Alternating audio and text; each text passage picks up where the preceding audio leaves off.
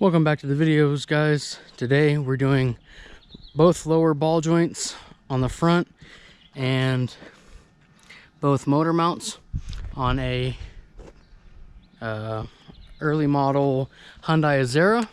I can get the year for you guys in just a second, but let's go ahead and get started. All right, welcome back, guys. Like I said, we're doing lower ball joints and motor mounts on a Hyundai Azera. I couldn't find really any video information on doing these jobs online, so I figured I'd come and make some content for you guys and hopefully help you guys out if you guys have a Hyundai Azera. This one is a 2007 Hyundai Azera, so I'm not sure what other years this will apply to, but let's go ahead and get started.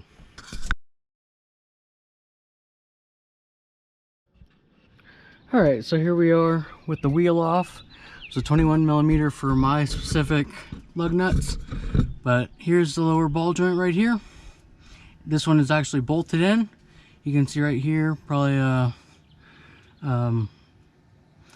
you can see right here the one of the bolts that holds it in, the other one's on the other side.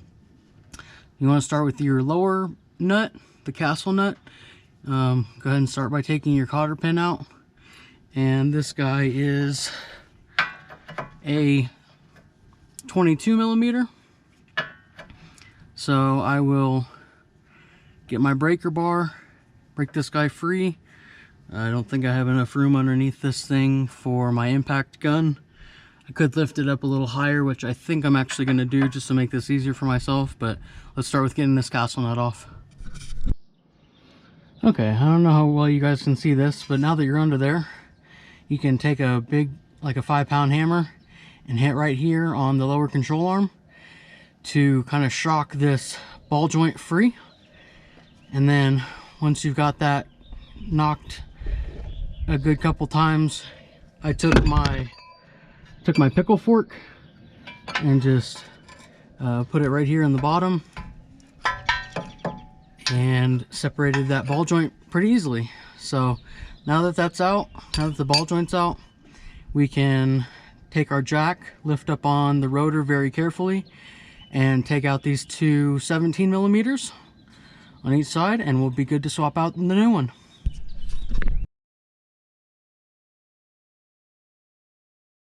And there you go.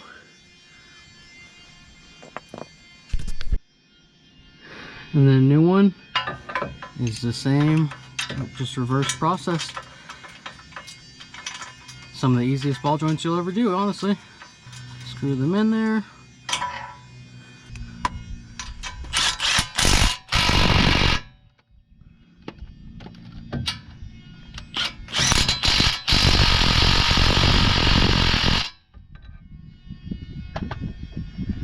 And then we'll line this ball joint up with the hole, and we will slowly let our jack down. Then we put our new castle nut on.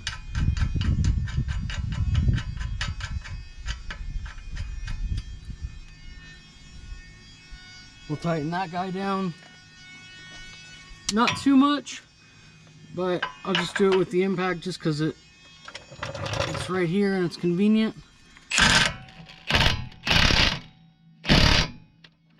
Doesn't have to be super tight.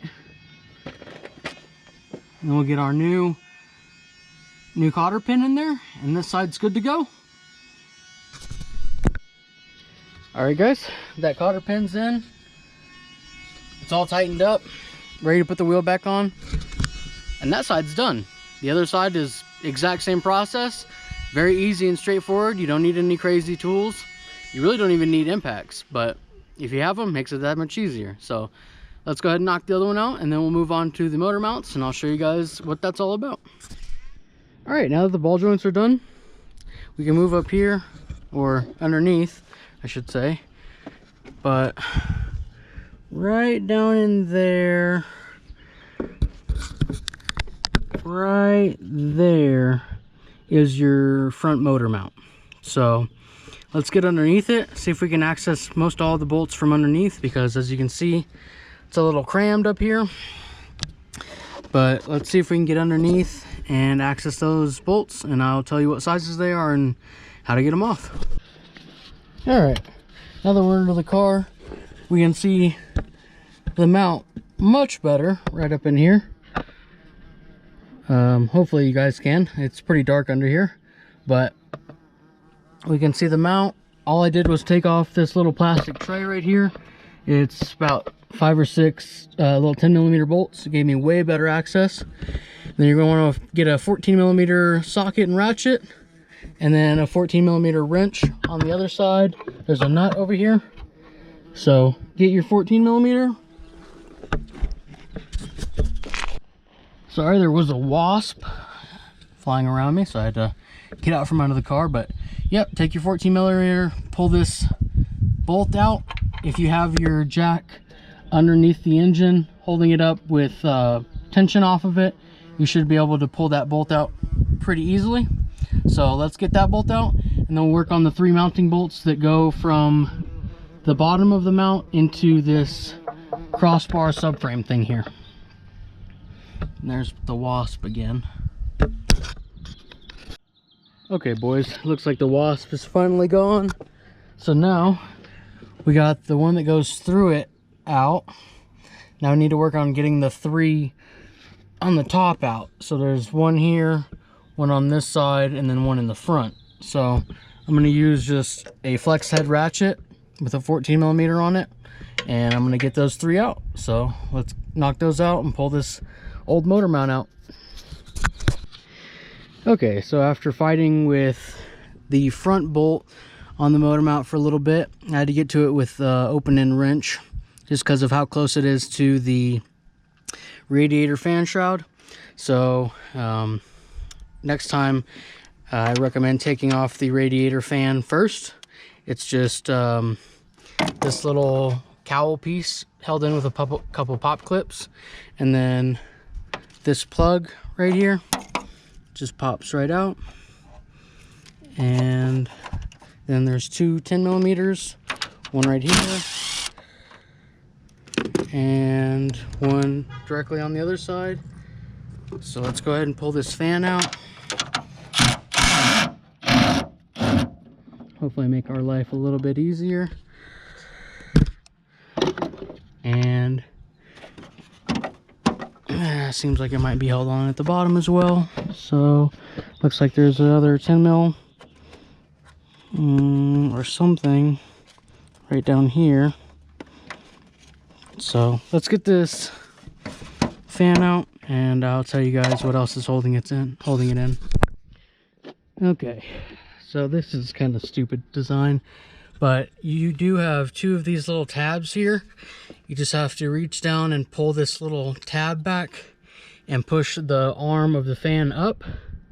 You have one on each side, and unfortunately the fan won't come all the way out because of those little arms. It hits the fill cap, the radiator fill, little, like where the cap is, and over there it hits the upper radiator hose. So just pull it out of the way as much as you can, and then you'll be able to pull your motor mount out of the front right here between the radiator and the subframe. So let's get the new one in, and we'll bolt her back up and put everything back together up here.